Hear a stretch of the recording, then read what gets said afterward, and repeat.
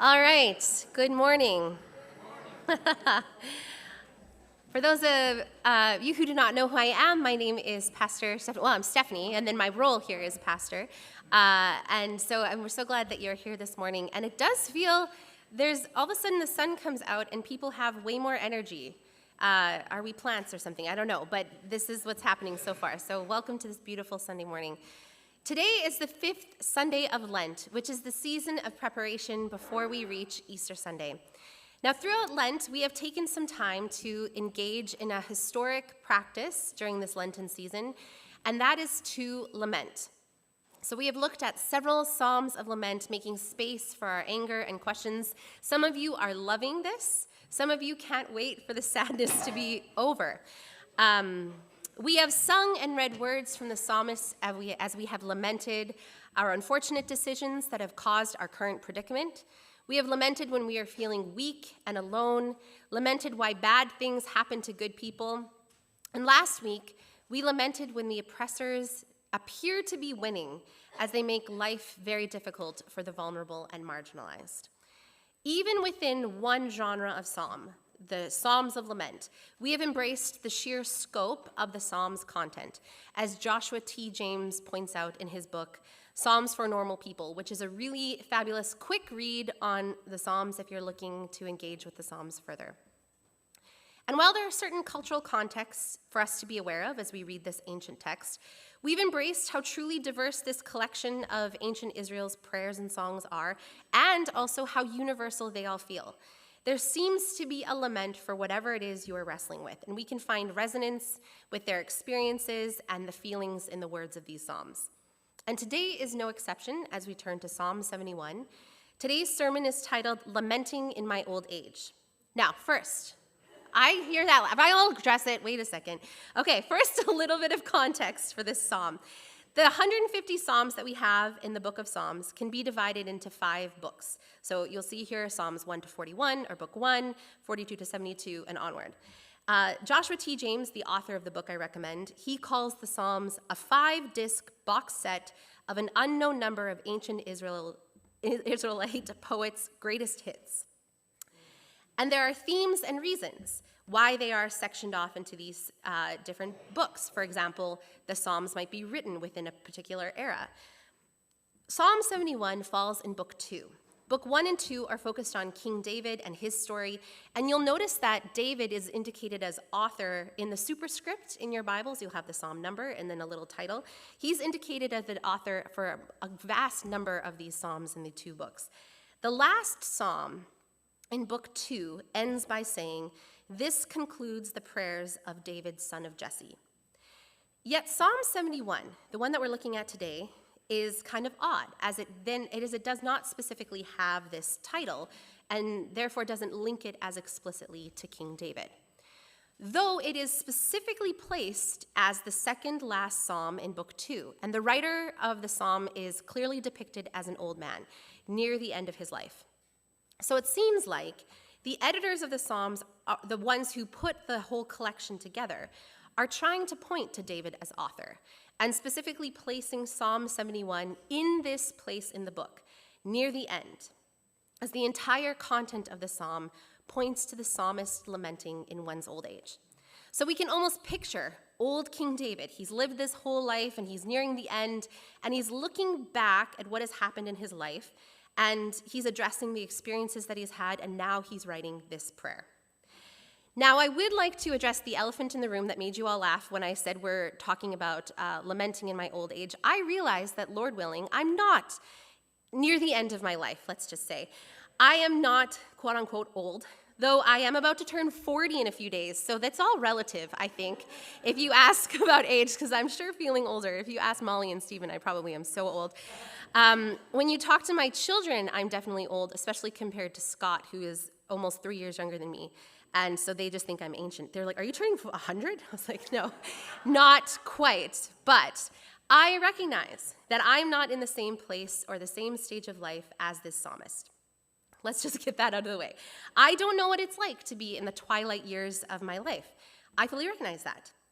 Yet, while this psalm is definitely written by someone at the end of their life, there are some truths and warnings, ideas that apply universally, regardless of age, and parts that reference specifically that old age, which are sections I think that are good to keep in mind for those of us who are younger as a wise perspective of how to think about our life. So, what I'm hoping we can do this morning is empathetically enter into the space of one who is lamenting in their old age.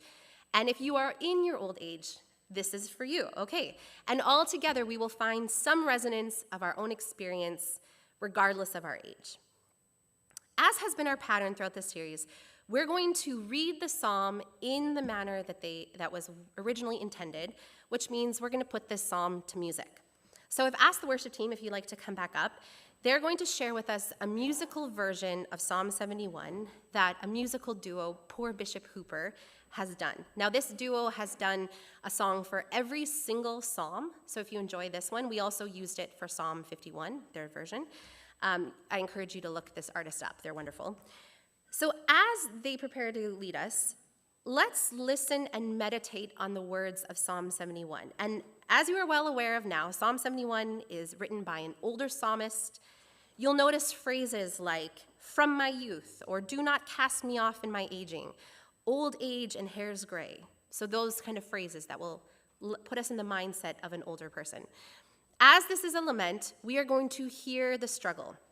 And in Psalm 71, the struggle is with one's enemies, so those who are planting seeds of doubt in the psalmist's mind, but also the struggle is with God, as the psalmist feels abandoned by God. So the word forsaken is used, and just to clarify, that word is just a fancy word for abandoned. So do not abandon me when my strength is spent. That's what we're going to hear. And yet the tone of confidence is also scattered throughout this psalm. God is the one who will save. The psalmist ultimately puts his trust in God. So I invite you to sit back, maybe even close your eyes if you would like to, and listen to the words of Psalm 71. Beautiful, right? Absolutely wonderful. Thank you, team. So now let's dive into the content of the psalm, and then we'll end our time seeking to apply this psalm of lament to our lives. The 24 verses of Psalm 71 is essentially divided into 4 sections. So we're going to look at each section. We're going to walk through each of them, taking note as we encounter some of the classic structural elements of the psalm. So we might hear a plea to God, the complaint, imprecation even, those kinds of things. The first section is verses 1 to 8, where the psalmist makes some very strong declarations about God. And we see the beginning of the psalmist's petition, what he is asking God for. Unlike a lot of laments, the first line is not the plea for help that we often see and have seen in some of the preceding psalms, but the psalmist begins by addressing God and making a strong claim in the psalmist's belief of who God is, but then that is quickly followed up with a slight plea as he says, "In you, Lord, I have taken refuge. Let me never be put to shame." Let me never be put to shame is that plea, but it's not as desperate as some of the other pleas that we have heard. And then what follows are a series of imperative cries. So cries seeking the Lord. Here is where we get our continued pleas to God for help. So I like to think of this as the "help me, Obi-Wan Kenobi, you're my only hope" type pleas for the Star Wars fans. You know what I mean. So verse 2 says, "Rescue me, deliver me, turn your ear, save me." We get into verse 4. We have the repetition of "deliver me" again. We are getting a strong sense that the psalmist is in some kind of trouble. The first verse is actually a direct quote of an earlier psalm, Psalm 31. There are a lot of similarities in those first few verses. So the first verse in particular of Psalm 31 reads, "In you, Lord, I have taken refuge. Let me never be put to shame." So again, almost a word-for-word quotation. Psalm 71 is quoting Psalm 31. Psalm 31 goes on to say, "Deliver me in your righteousness. Turn your ear to me. Come quickly to my rescue. Be my rock of refuge, a strong fortress to save me." So our Psalm 71 also includes these calls for rescue and references my rock and my fortress. But you'll notice that while Psalm 31 is asking God to be his rock and refuge and a strong fortress, Our psalm, Psalm 71, says that you are my rock and fortress. He already is that rock and fortress. Also, the main addition that we're seeing here in Psalm 71 adds the phrase, to which I can always go. Other translations might say continually. So the psalmist is saying he can always and continually go to God. In this way, we're getting the psalmist of 71 is making a deliberate variation from the earlier Psalm 31 and is emphasizing this habitual action that the old psalmist is engaging. Turning to God is something he always does because God is the rock and refuge. These are things that the psalmist knows to be true, and he can continually and always go to God to save. In the next few verses, from verse 5 on, the psalmist is testifying of his lifelong relationship with God.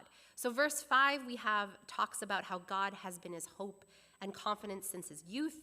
Verse 6 brings it back even further, indicating that the psalmist has relied on God since birth. So throughout the psalmist's life, God has been a constant refuge, a constant landing place. And yet, by referencing the past like this, the psalmist is asking God to continue to do so, to keep being the salvation and act in the same manner the psalmist has always known God to be, which is faithful. This leads into the next section. This is where we're going to get into our lament, verses 9 to 11, the description of the distress and the complaint that the psalmist has. On the heels of remembering how God has been faithful to the psalmist in the past, now we read, "Do not cast me away when I am old. Do not forsake me when my strength is gone." Here we see the first angle of the complaint is aimed toward God. The psalmist is feeling abandoned, especially weak, and he desires for God to be near. And then we move into verse 10, which clarifies that the psalmist has enemies that have spoken against him and conspire to kill him. A particularly dire situation for someone who does not have perhaps the strength of youth to fight off their enemies like they maybe once did. And that barrage by the enemies have caused the psalmist to have doubts, especially as the enemies mock the psalmist and they say that God has abandoned you. That's the enemies saying this to the psalmist. So many scholars look at this text and presume that the psalmist is experiencing some kind of illness.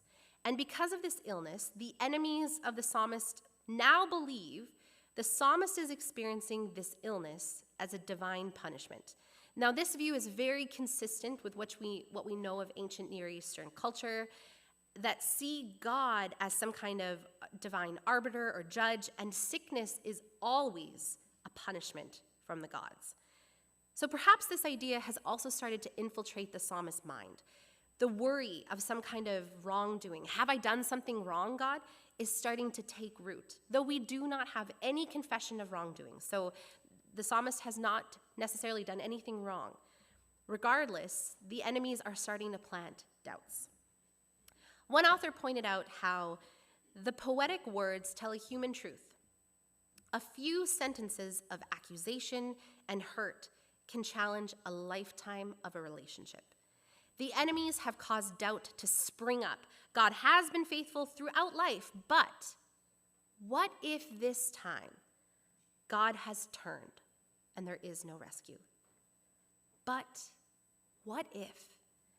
Even though God has been faithful, what if he isn't this time? The next section, verses 12 to 18, contains continued petition and also uncovers a bit more of the psalmist's motivation as to why he is writing this prayer. Echoing similar words that we saw in verse 1, the psalmist cries out, "Let me never be put to shame." Now the psalmist in verse 13 turns that shame onto his own enemies. He's asking that the enemy perish in shame. May those who want to harm me be covered with scorn and disgrace. This is the slight imprecation that we're getting in this Psalm of Lament, wishing something negative on one's enemies, though I have to say this one is not nearly as violent as some of the other imprecatory Psalms of Lament that we could read. We see this echo of shame close in the verse 24 as well, where the psalmist also writes, "For those who wanted to harm me have been put to shame and confusion." So the desire for the imprecation has happened by the end. And now the enemies are feeling all that the psalmist was experiencing. To feel shame is something different than guilt. I've often heard it described that guilt is this feeling of, I did something wrong, whereas shame is the feeling of, I am something wrong. It's a deeper pain and gets at the core of who we are, our very identity. And the psalmist does not want to live in those feelings of shame.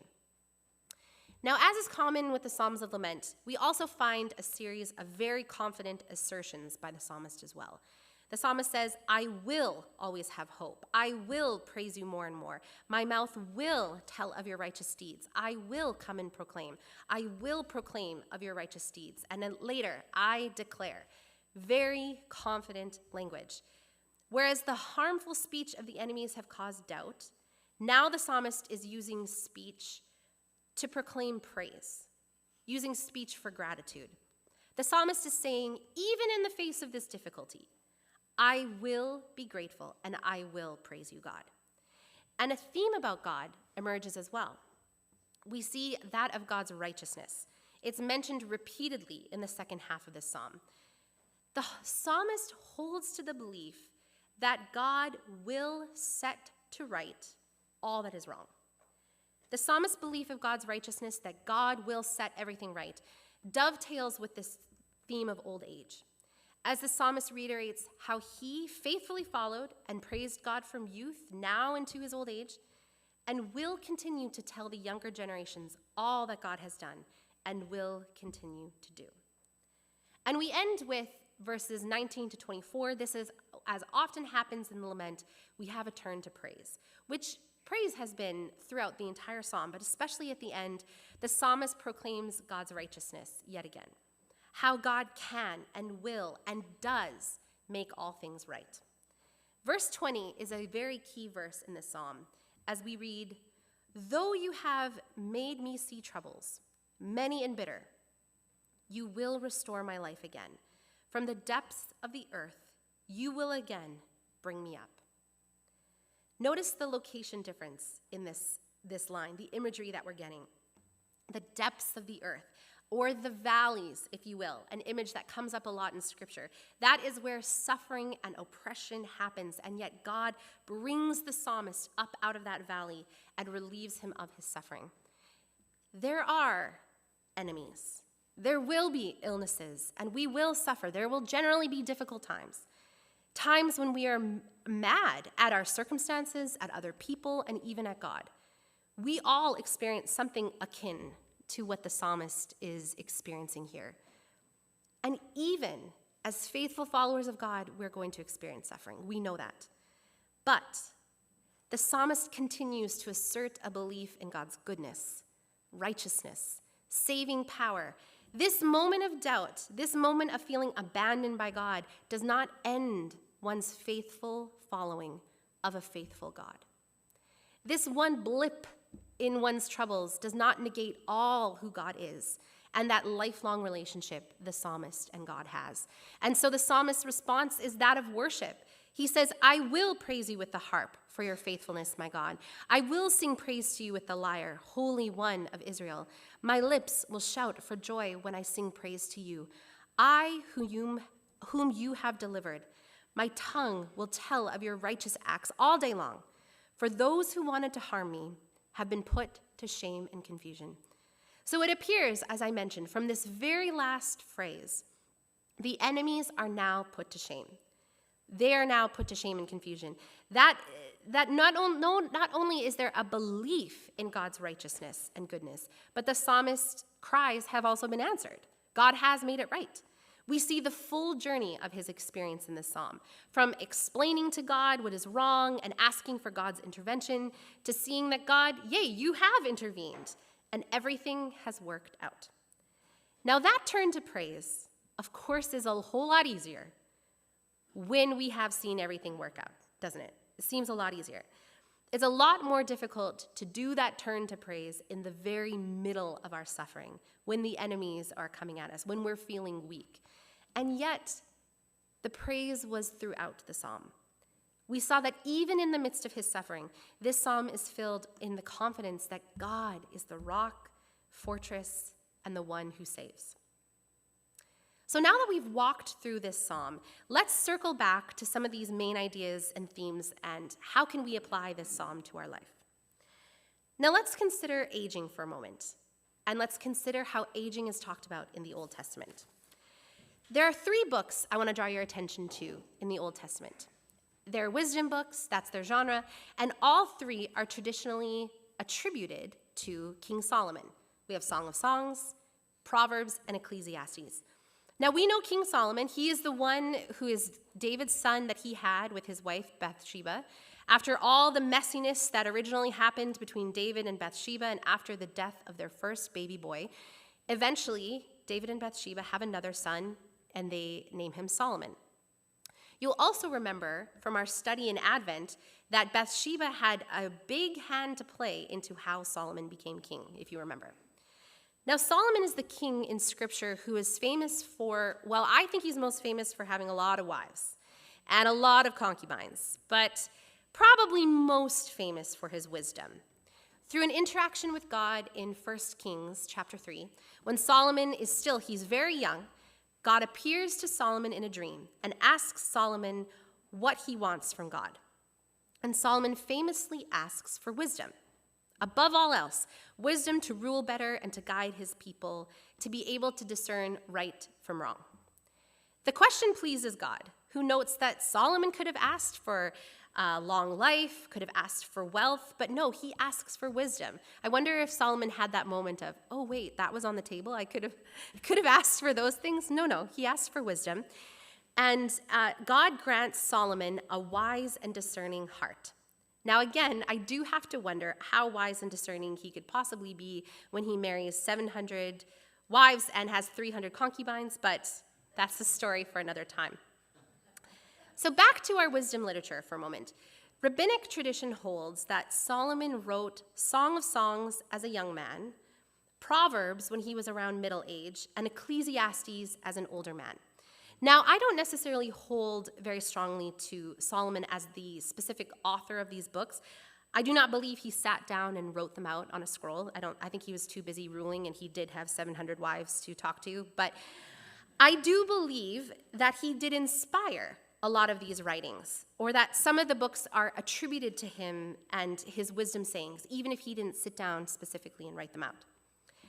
But it is this interesting idea that these 3 books are attributed to him and thought of as written at different stages of life, because the tone of each of these wisdom books, they follow. Song of Songs, as written by a young man, feels accurate. If you're familiar with the content of Song of Songs, it's very passionate. It almost seems reckless. That seems like something a younger person would probably write. You can't necessarily see an old man running around doing the same things. Proverbs, as written by someone in middle age, also feels accurate, as the tone of Proverbs is very sure, very confident, someone who has hit their stride in life. A great number of the Proverbs and the wisdom sayings throughout Proverbs are almost black and white in their thinking. You act wise, things will work out. You act the fool, destruction will follow. A plus B always equals C. There is a confident assurance in the entire tone that feels like a middle-aged person. And then we hit Ecclesiastes, where the tone changes. Meaningless, meaningless, utterly meaningless. Everything is meaningless. And the writer wrestles with the oddities, how A plus B does not always equal C. And here, the writer is quite different in the perspective of Proverbs. Ecclesiastes is filled with the sayings of someone who has lived, has had many questions, and now, as the wise old sage, is sharing some of these ideas that he is wrestling with. The wise old sage also turns to those who are younger, and he says to them, "You who are young, be happy while you are young, and let your heart give you joy in the days of your youth. Follow the ways of your heart." Different advice than we usually see in the Psalms or in wisdom literature. Follow the ways of your heart, and whatever your eyes see, but know that for all these things God will bring you into judgment. So then banish anxiety from your heart and cast off the troubles of your body, for youth and vigor are meaningless. He cautions the young person, remember your Creator in the days of your youth, because the difficulties of life will come. They will. The years will go on, your own body will start failing, and one day you will pass away. But through it all, we must remember the God who never changes, the God who created this world, and the God who knows all. And after compiling all of these wise sayings and all of the observations, we read the concluding statement in Ecclesiastes. Now, all that has been heard, here is the conclusion of the matter. Fear God, keep his commandments. This is the duty of all mankind. Fear God and keep his commandments. That's the summary of all the wisdom. Or I like how the Message translates it. Fear God, do what he tells you. Through the ups and downs of life, the seemingly meaningless and the mundane, throughout all of those annoying inconsistencies, God is consistent. Fear God and keep his commandments. A similar thought is summarized for the people of Israel when they're given the 10 Commandments and they're instructed how to live. And we see this summary statement in Deuteronomy 10. And now, Israel, what does the Lord your God ask of you but to fear the Lord your God, walk in obedience to him, to love him, to serve the Lord your God with all your heart, with all your soul? And what does it mean to fear God? Does it mean to be afraid, to sit in? No, it means to revere him, to know him and seek to understand him, to respect and love God. And the wise old sage in Ecclesiastes, just like the wise old psalmist in Psalm 71, are both in their twilight years, and they're reflecting on a life lived, a life where one has followed God very faithfully, and how God has proven himself to be faithful, constant, and true, even through the ups and downs. Now, I shared this perspective with the Wednesday night group, so if you're part of that group, you're just going to have to hear a repeat. Sometimes I step on my own sermon too much in that group, but a wise friend of mine shared this perspective once, and I'm sure she got it from somewhere very wise and smart as well, but she talked about how we go through life essentially walking backwards because we don't know what the future will hold. We don't know what is going to happen up ahead. We can't exactly predict any of that. But we know all that we have gone through and have experienced. So the more that we experience and the longer that we live, the more that we have to look back on as we walk backwards. It's kind of taking these, imagine that, I'm seeing everything I've done. Not too many steps, because there's another step there. But anyway, when you're young and you're in a difficult period of suffering, that could feel catastrophic. We could feel like the Psalms of Lament, that God has abandoned us and that we're alone, especially while we're in it. But as we live and we have more experiences, perhaps we believe the old adage, this too shall pass. And we remember how God was faithful through the difficult time, how we came out maybe stronger and more resilient, or maybe how God used that very difficult thing for good. There are many reasons why people who have lived a very long life will reminisce. They'll share stories of what happened throughout their life. And I was reading this week Dr. Tom Muser, who's a clinical psychologist. He's also the director for the Center for Excellence in Aging and Health, which sounds wonderful, the University of New England. He writes this: with advancing age, when your footprint in the world is shrinking and your social network is getting smaller, reminiscing helps people tap into their inner resilience. That is not to say that we should stay in the past or wish for the past again. And let me say that again. That is not to say that we stay in the past or we wish for the past again, but just to highlight the benefits of those we have lived experiences and how those experiences shape how we move forward. We can more confidently take those steps as we reflect on the ways that we've made it through, and God has proven himself to be faithful time and time again. And when we look at the wise old sage in Psalm 71, we see someone worshiping God who's been faithful his entire life. And that informs his experiences now. Everything that every step now, the troubles of the present are, by faith, put into this context. As one author put it this way, I love this line: the poetry offers the long view of God's kingdom and the lives of people who see their lives as part of that kingdom. I love that, the long view. This is not immediate. This is not right now. Have the long view of God's kingdom. So for our context, we too worship God, who is our rock and fortress, who has been faithful and will continue to be faithful. Especially for those of you who have lived a longer life, the challenge is there to share the ways that God has been faithful. The psalmist writes, "Declare your power to the next generation, your mighty acts to all who are to come." Not as a way to stay in the past, but as a testimony of God's faithfulness, to inform and encourage those steps forward as we walk backwards through this life, armed with the perspective of all that we've lived, so that we're more resilient and we're more filled with trust.